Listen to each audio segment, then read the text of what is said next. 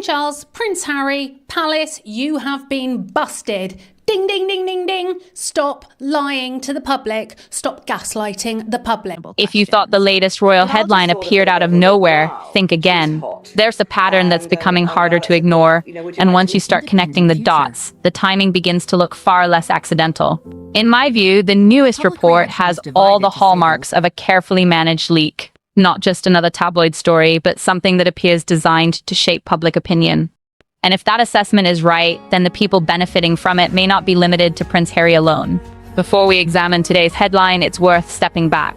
Months ago, I suggested that any attempt to rebuild Harry's public image would almost certainly revolve around causes that are difficult for anyone to criticize. Veterans, charity, service. Those themes create an emotional shield, making it far harder for the public to question the wider narrative. That is exactly why many people feel uncomfortable whenever deeply respected causes become intertwined with royal image management. Veterans deserve lasting support because of their service, not to become part of a media strategy, if that is indeed what's happening. Another element I predicted was the increasing focus on King Charles's health. Let me be absolutely clear. I sincerely wish His Majesty every success in his treatment and hope for a full recovery. No decent person would wish otherwise. The concern, however, is something entirely different. If a serious illness is repeatedly placed at the center of stories that encourage sympathy for wider royal relationships, it's reasonable for people to ask whether public emotion is also being carefully guided. That question deserves discussion. Because let's face it, Prince Harry remains one of the most divisive members of the royal family. Winning public support isn't straightforward.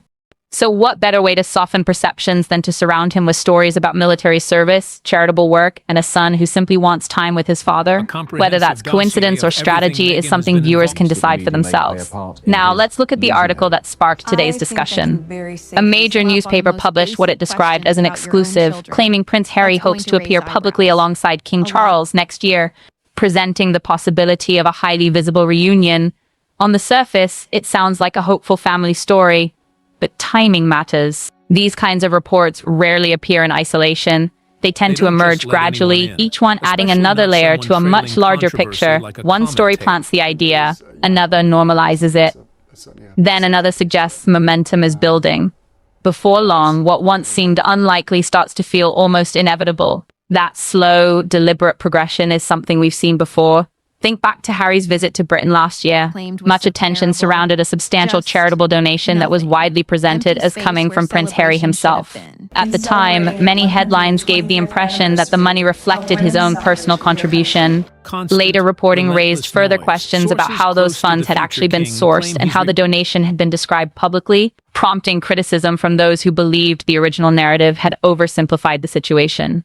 Whether intentional or not, that episode left many people asking the same question: are the public always being given the complete picture? It's one reason skepticism has continued to grow whenever anonymous palace sources or unnamed insiders suddenly appear with another carefully framed royal story. Too often, the official version spreads rapidly while uncomfortable questions receive far less attention. The result is that many viewers feel they're being presented with polished narratives rather than transparent explanations.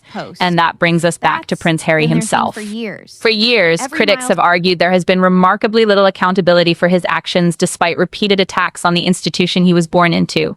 Others extend that criticism beyond Harry, suggesting the monarchy itself has often operated under a different standard than the public it serves.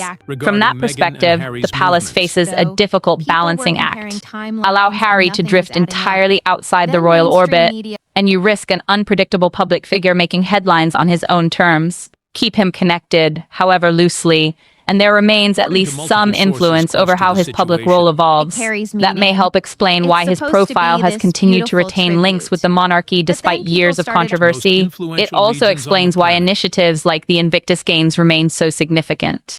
They provide a respected platform associated with service and resilience, giving Harry a role that carries purpose while keeping him connected to causes that attract broad public support.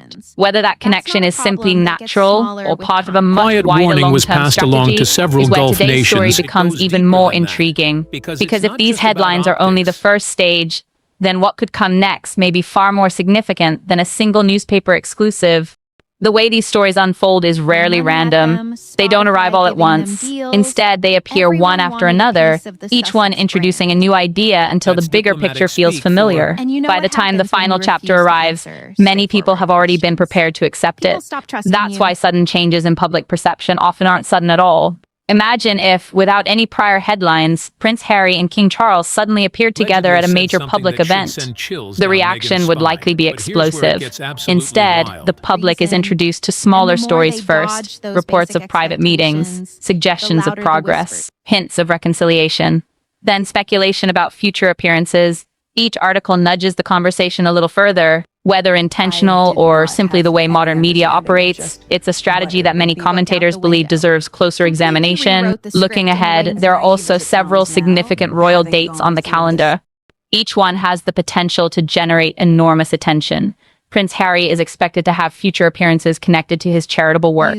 The Invictus Games remain a major international event. There are other high-profile occasions linked to both Harry and Meghan. And beyond those comes another emotionally significant milestone, the anniversary marking 3 decades since the death of Princess Diana. That anniversary alone carries extraordinary public interest. Which brings us to something many people overlook. Princess Diana's legacy isn't something that can simply be used on a whim. Matters connected to her name, image, or charitable legacy involve established processes and multiple stakeholders. Estates created around globally recognized public figures exist to protect both reputation and long-term legacy. Anyone familiar with how major estates operate knows these decisions rarely happen overnight. Whether you're talking about legendary musicians, actors, or members of the royal family, there are usually legal teams, advisors, and representatives involved whenever significant projects or commemorations are planned. That reality has led some observers to question dramatic headlines suggesting complete breakdowns in communication between different branches of Diana's family.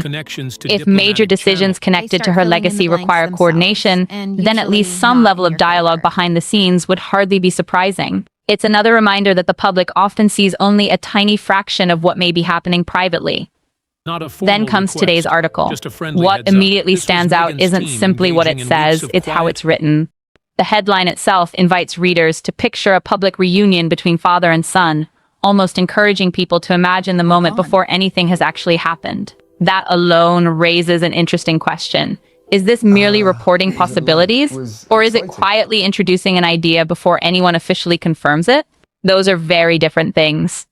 If a future appearance involving King Charles and Prince Harry were genuinely under consideration, gradually preparing the public through months of speculation would certainly soften the impact compared with announcing it without warning. Many royal watchers believe that's exactly why these kinds of stories attract so much attention. One section of the report claims that organizers of a future Invictus event are expected to invite King Charles to participate, either by attending part of the event or taking part in another official capacity.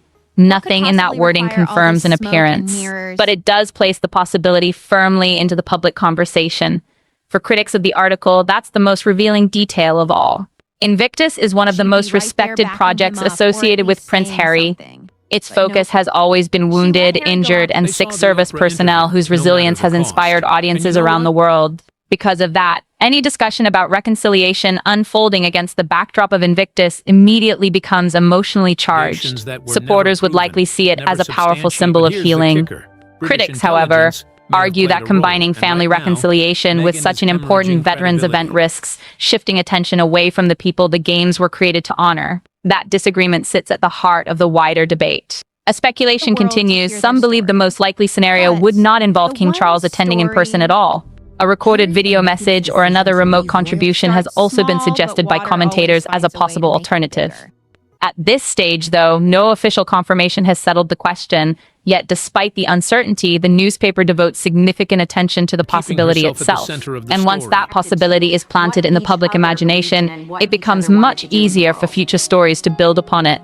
But buried deeper within the report was another detail that could prove even more revealing, and it shifted the focus from speculation to something that many royal observers immediately began questioning. The article doesn't stop at discussing a possible reunion. It goes even further, painting a picture of a prince whose spirits have supposedly been lifted by a recent family gathering. According to the report, Harry, Meghan, and their 2 children spent time with King Charles at Highgrove, with Queen Camilla also said to have been present. The story then shifts quickly toward an emotional theme, suggesting Harry hopes to arrange further opportunities for the king to spend time with his grandchildren. It's an image carefully constructed around family, a father, a grandfather, children, healing old wounds. Whether readers accept that framing or not, it's clearly designed to evoke emotion before anything else. The report continues by describing Harry's ambition for the next Invictus Games, claiming that seeing King Charles attend would mean a great deal to him personally. Again, the focus is unmistakable: reconciliation, shared purpose, family coming together. But critics of the coverage argue that something important is missing. They point out that the article spends considerable time discussing possible reunions while saying very little about the controversies that have surrounded Harry in recent years. There is no detailed discussion of the public disputes that have dominated headlines, no exploration of broader criticisms that have been directed toward him, and little acknowledgement of why public opinion remains so deeply divided. Instead, the emphasis stays firmly on a future that appears hopeful. For those skeptical of the reporting, that imbalance is precisely what stands out, not necessarily what's included, but what's left out. Another point raised by commentators concerns the role of the Invictus Games themselves. The games were created to recognize the courage and resilience of wounded, injured, and sick service personnel and veterans. For many supporters, those competitors should remain the central focus. Whenever wider royal storylines begin dominating coverage surrounding the event, some fear the spotlight inevitably shifts away from those it was originally designed to honor. That concern has become part of a much broader debate about where media attention should truly be directed. The journalist behind the article is an experienced royal correspondent who has spent many years covering the monarchy and regularly appears across British media discussing royal affairs.